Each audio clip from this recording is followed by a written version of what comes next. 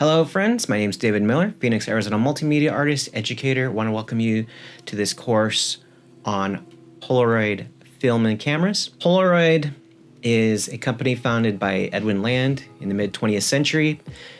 This was a particular formula of film that allowed for instantaneous results.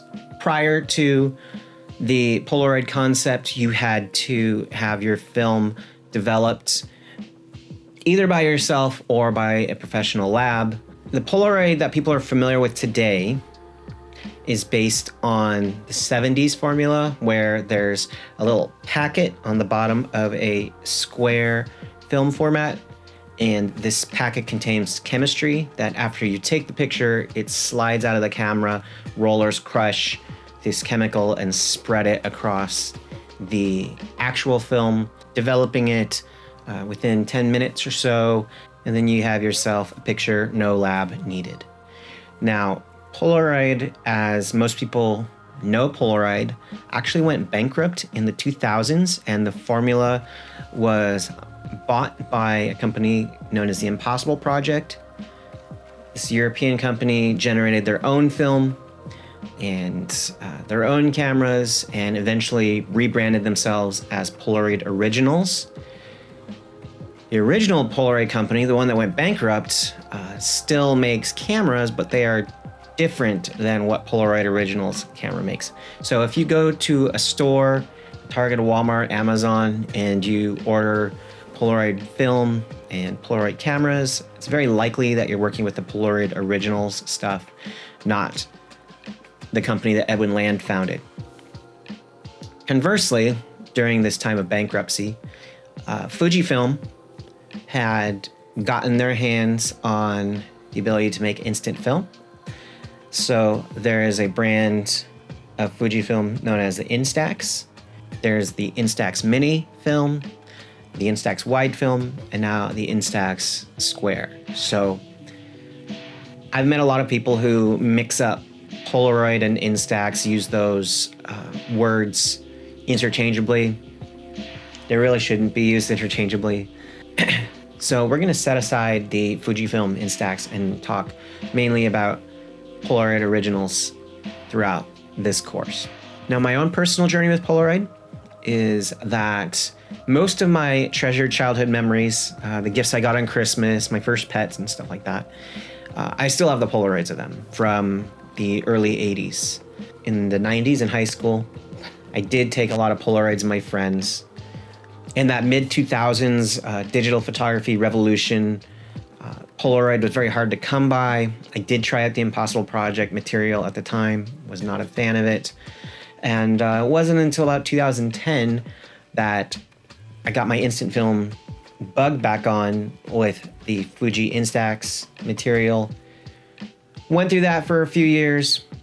2016, jumped back into Polaroid hard with the new Polaroid Originals line.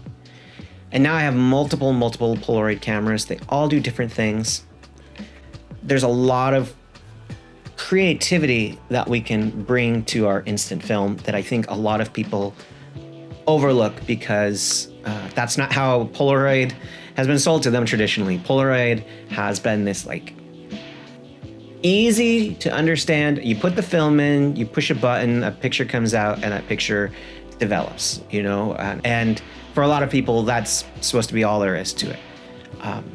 But there have always been super creative Polaroid artists, particularly in the 1970s, when you can manipulate the chemistry, you could change things on the cameras. They understood you could put filters in front of the cameras. And there's things you could do to the film long after it's already developed. So we plan on covering all of that in this class. I'm going to talk about a few different Polaroid cameras. I'm going to talk about some new technology, including the Polaroid Lab and the Polaroid Originals app. If you're interested in instant film and Polaroid, you're going to get an awful lot out of this course. Let's get started. So I sit here before you in my Polaroid Original shirt, here to talk about the types of film that are available for the Polaroid cameras today. You have three main varieties. The one that will be most common to the new Polaroid user is I-type film. This film is the cheapest of the three. It comes in color and black and white, and there's also a variety of borders. So a traditional Polaroid that people think of in their head has this white border, but you can get ones that are black that are done by graphic artists that are like specialty designs, limited editions. There's a whole wide range of Polaroid borders that can help enhance or take away from the uniqueness of your pictures. I-type also comes in monochromatic, and once again, you have a variety of borders to choose from. The next type of film is 600, and this is the film that was familiar to people in the 80s and 90s when they bought Polaroid cameras. The difference between I-type and 600 film is simply that I-type film does not have a battery in the pack, and 600 does. 600 film has a battery inside the pack because the old Polaroid cameras did not have batteries. They needed to be powered by what was inside that film pack. So 600 film is a little more expensive. Other than that, you can use I-type and 600 film in any of the new Polaroid products, be it the Polaroid OneStep 2, OneStep Plus, Polaroid Now, any of their other specialty cameras, or the Polaroid Lab, which is a printer. The only reasons I could recommend you buying Polaroid 600 film is, one, if it's the only thing they have in the store, two, if it has some kind of specialty border that you find attractive and you can't find that in I-type film. And three, if you are working with some vintage Polaroid camera that you inherited, that you owned for a long period of time, that you picked up in a thrift store, those type of cameras do need the Polaroid 600 film. The third type of Polaroid film available is SX70 film, and SX70 is made specifically for the artsy old school cameras from the 1970s. You have the ability to frame your shots a little bit better and do manual focusing because those cameras had single lens reflex technology. That's where you see through the viewfinder, it goes through a mirror and out the lens. The other Polaroid cameras do not have SLR technology in them. They just have a simple viewfinder. You look through the viewfinder and presumably you're composing close enough to what your lens is actually looking at that you'll get a good shot. So unless you own this SX70 camera, it's unlikely that you're ever going to want to purchase this film. The main difference between SX70 and the other types of Polaroid film is that it is rated a different ISO, a different film speed. It takes a lot more light to get a good exposure on an SX70 camera than it would with the faster speed films of the I-type and the 600. That's a long, complicated way of me saying it's unlikely that you're going to utilize SX70 film at all. If you do get an SX70 camera, you can use Polaroid 600 film within that SX70, but you need to use something to cut down the amount of light as it goes into your camera or hits the film. And traditionally in photography, when you want to cut down the amount of light that comes into a lens, you would utilize something called a neutral density filter. This is basically sunglasses for your camera. There's also neutral density filters for 600 film. Again, this is only if you're going to use a SX70 camera. A lot of people inherit SX70 cameras. Some people are like me and have a lot of respect for the fine art photographers of the 70s and, you know, went out of their way to buy an SX70 camera. But I currently don't own one. As fun as I found that camera, my era is definitely the 80s, the 90s, and the modern day. And the Polaroid cameras that utilize some of the newer technology, that utilize double exposure, autofocus, integration with the Polaroid Originals app. That's a lot of what's exciting about Polaroid to me today, not so much about recreating the work of people nearly 50 years ago. One thing that all the Polaroid films have in common is that they have a chemical packet in that big part of the film that gets spread across the rest of the film when it goes through your Polaroid camera's rollers. So that chemical packet is very sensitive to temperature. If it's too cold out, and I take my picture and I don't do anything to keep it warm, that photograph will develop a little bit on the blue side. If it's too hot out, as it is a lot in Arizona where I live, and I don't do anything to cool that picture after it comes straight out of the rollers, then it's going to develop this kind of orangish reddish hue. The good temperature to develop your film in is around the 72-degree mark. So you can warm up film as it comes out of the camera by placing it in your pocket, placing it inside of your coat. You can cool down film as it comes out of your camera by putting it in an ice chest, putting it next to some soda cans that are cold.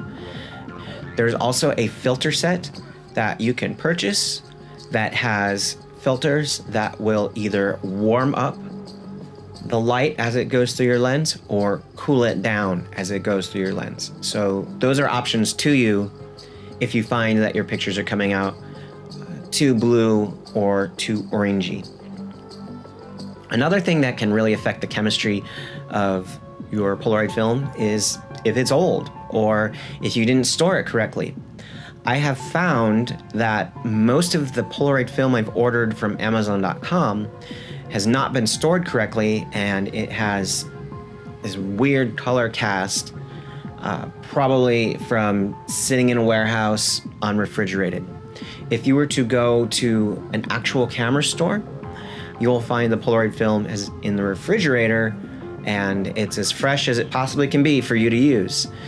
When I buy Polaroid in bulk, I will store it in the fridge until it is time to take it out and make my shots.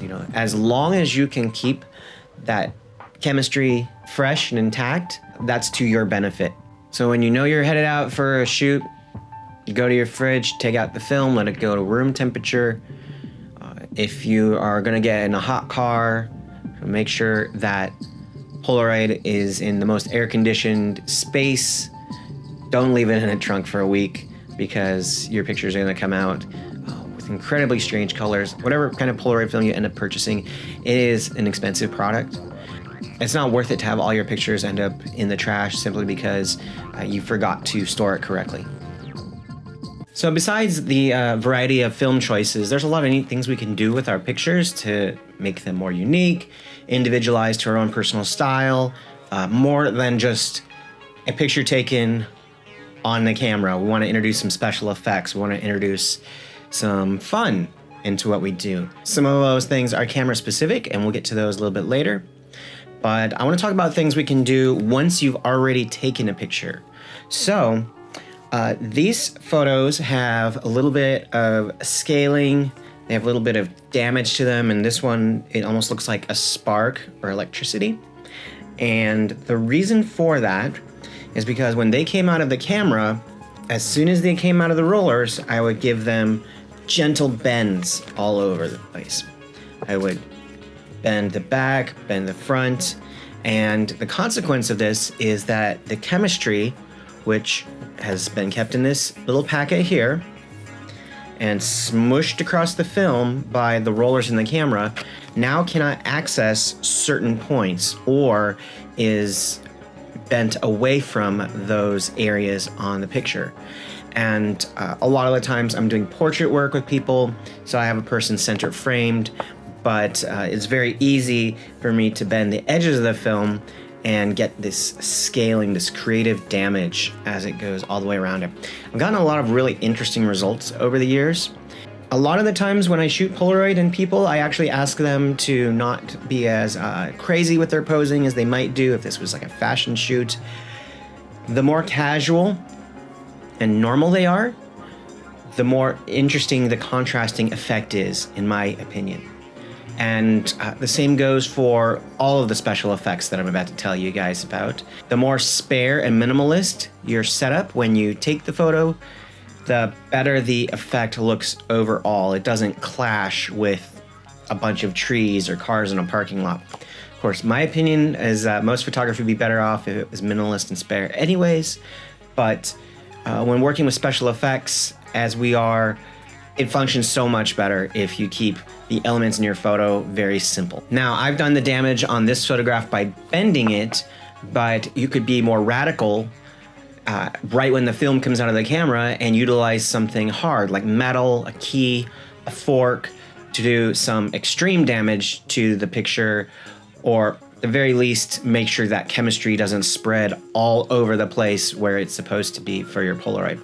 I've heard of artists who would try to instantly freeze sections of their Polaroids to alter the colors or the way the chemistry interacts with the material.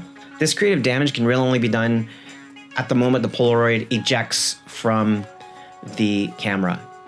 That film is still light sensitive, so you're supposed to keep it in a dark area. You're supposed to have a hand over it, put it in a pocket, flip it over so the sun isn't hitting it and messing up the development. But the actual chemistry spreading across the image happens very quickly. Within 10 seconds, that thing is already starting to solidify, and no amount of bending or grinding with a fork is going to make much of a difference at that point. To do this creative damage technique, you need to do it within the first 10 seconds of it coming out of the camera. Once your picture is developed, you have the option to do another technique called the Polaroid Emulsion lift. This used to go under the name Polaroid transfer. When I was younger, we had a little different kind of Polaroids that would peel apart. So there were two kinds of transfers you could do then. One involved this gooey side that you could slap down, but because that doesn't really exist these days, I'm not going to go into too much detail about that one. Polaroid Emulsion lift involves taking apart a fresh Polaroid, meaning one that's less than 24 hours old, and you essentially take that Polaroid apart, lift off the film emulsion, and then place it on another substrate, something like watercolor paper. So let's look at a little bit of that process using a photograph I shot of an antique doll. I'm going to go ahead and cut around.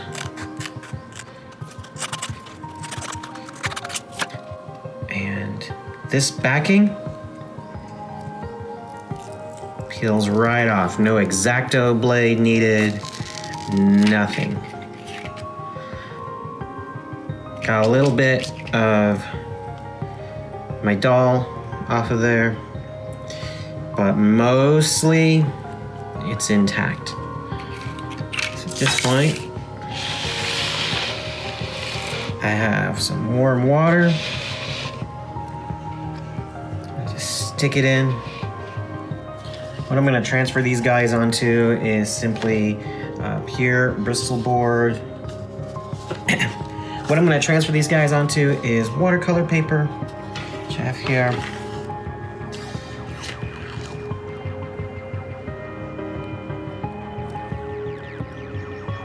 As I get that white stuff off, you can see the crackle that's happening to my Polaroid. I've added some boiling water to speed up the process. That really helps break the bonds between the plastic sheeting, which is the top of your Polaroid, and the image behind it. Because the water is incredibly hot, I'm just using a brush to push it off. Okay. The skin is loose. It's really loose. It's all over the place. Here's our plastic sheet from the front of the Polaroid. Now my goal is to get the skin in the right direction, have it facing up, so I can slide this right underneath it and get it in position.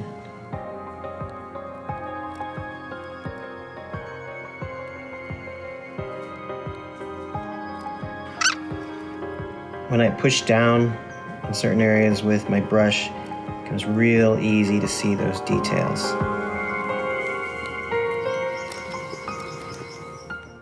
Another fairly destructive technique that you can do with your Polaroids is to expose them to the elements for long periods of time. So I'm going to show you some photographs that I simply submerged in a bucket of water for, I believe, 2 to 3 weeks. Some of these did not change a lot. Some of them changed radically. And if I had made incisions into the back of the Polaroid, the same way that I did when I did my emulsion lift, that water would have seeped in there and created more chemical alteration than these 2 to 3 weeks of sitting exclusively in water. And then there's the film collage technique. I have a lot of collages actually behind my head right now. Most of these are Instax rather than Polaroid, but this is a method of assembling a greater gestalt picture than just the single image that you take on your Polaroid camera. A little bit later, I'm going to tell you about the Polaroid Lab and how that can automate the process of creating collages. But there are two very famous artists that were involved in Polaroid collages. David Hockney, also known for his paintings. He has done gigantic Polaroid collages, many of which are in this very strict grid format. And I can only imagine the cost of creating such a thing. I also want to mention Lucas Samaras, who took a more chaotic approach to his collages. He would elongate a figure across multiple images. That approach is a little more closer to what I've tried to execute in some of my own work, because I feel like a collage is an opportunity to not conform to a rectangular square frame, which most artwork in museums seems to do. Whether or not a painter could paint on something besides a rectangular canvas, throughout history, many have elected to go for this rectangular format. And my thoughts are the collage is meant to evoke chaos, fractal patterns, randomness in life, and randomness in decision making. And you certainly can force it to be in a rectangular grid, but this is your opportunity to make artwork that doesn't conform to that. So why not take advantage of that? So those are some creative options you have if you are working with pictures after they're out of the camera. But within the camera, we have a lot of cool options as well. So Polaroid Originals camera line generally consists of the OneStep 2, which is an updated version of a classic Polaroid camera, the OneStep. They have Polaroid Now, which is a little bit more expensive and has autofocus and double exposure features. And they have the OneStep Plus, which is Bluetooth and interacts with a Polaroid app to do a lot of special effects. The one thing I know you can do on both OneStep cameras is you can remove this part of your lens and put on a filter holder and utilize Polaroid's filter set. It has multiple colors, and it also has a little prism. So when you take pictures, you can get this unique effect, and it's not like holding a prism over your camera. It's an actual product that attaches directly onto it to get the kind of images I'm showing you on screen right now. Double exposures are one of my favorite methods for getting kind of surreal works in my Polaroids. What a double exposure is you're taking two pictures on one piece of film. Now, those two pictures could be pretty much the same thing with just a little bit of a camera shake, a little bit of a vibration between them. It could be a person and a texture. It could be a person and energy. It could be the person in one position, then you flip the camera upside down and take another iteration of it, so you have two of the same person. But as I was saying about the creative damage, the bending the film, the simpler your backgrounds are when you're doing double exposures, the clearer the final image is in the end. If you are creating incredibly chaotic, random art, then by all means, completely ignore my suggestion to you. So I'm showing you a few photos that I took of a model in a house that had two completely different colored walls as backgrounds. And the plan was I was going to shoot her against each of these walls with a little bit of overlap, and then color theory tells us that when you mix colors, you're gonna get a third color, and that's exactly what happened here. To get the model to be the same size in both photographs, I put a long piece of tape on the edge of my Polaroid. I attached that Polaroid to a tripod, and then I measured out her distance with that piece of tape. So when the model is against wall A and the piece of tape is, let's say, 5 feet long, we stretch that from the Polaroid to her chin. Camera's on a tripod so it doesn't change height. Take the photograph.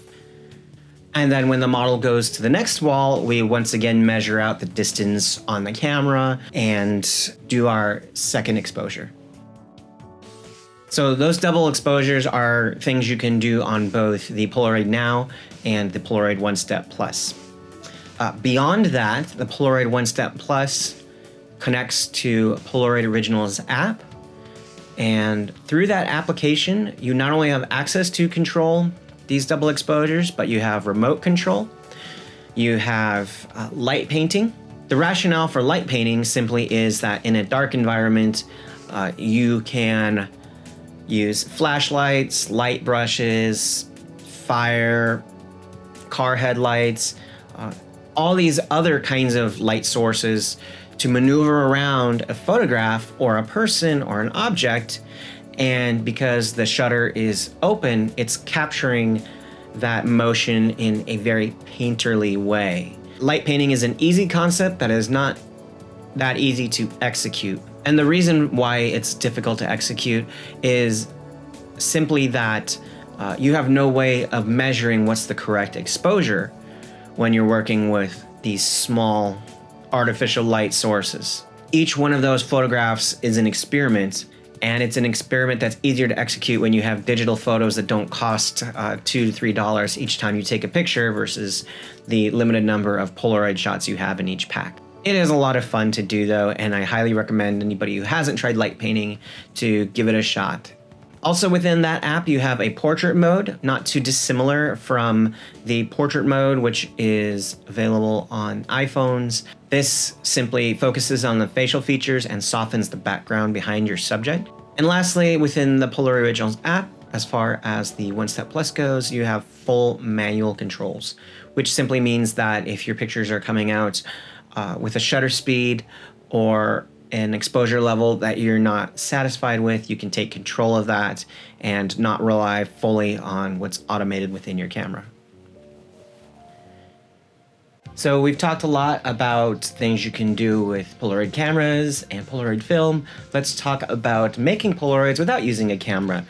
This is the Polaroid Lab. It is a printer that you place a smartphone on, and through the Polaroid app on your phone, you can select images that were shot digitally, shot with your phone, were from scanned negatives, whatever image you have. It doesn't even have to be a photograph necessarily, it can be a drawing. When you have that image on your phone screen, then you place it on top of this guy and it reads the exposure automatically. You have a few exposure choices within the app, but other than that, it flashes 3 times down here. You push this button and out comes your Polaroid print.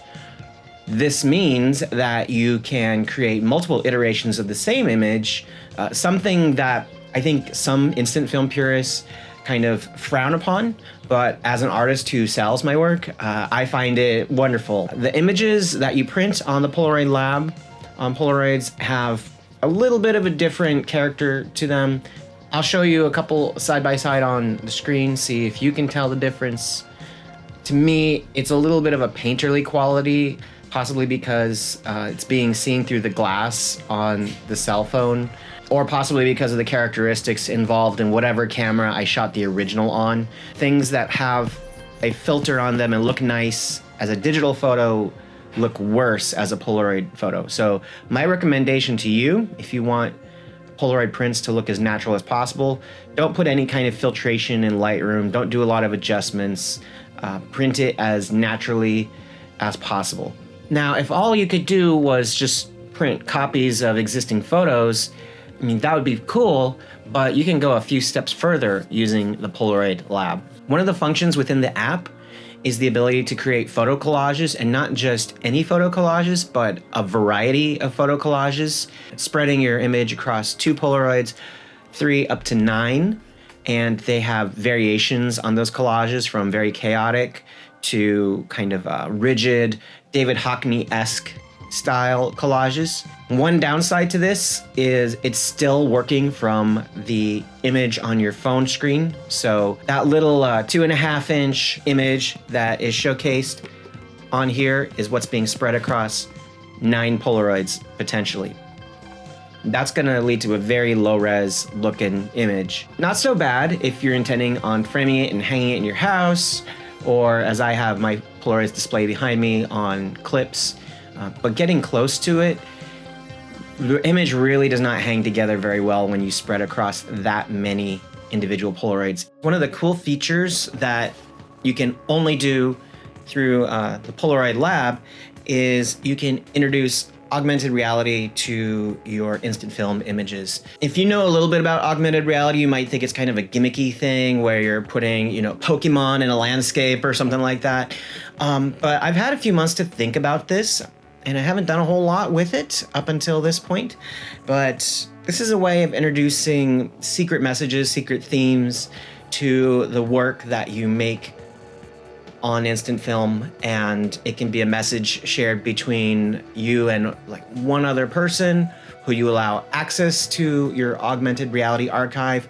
It can be a message that anyone with the Polaroid app can view. It's really up to you. You're gonna control who sees these secret augmented reality messages that go in your images. But I think the best way that we can explore what you could do with this function is to just dive right in, make ourselves some Polaroids with our phones, and the Polaroid Lab, introduce augmented reality into each one. Let's hit it.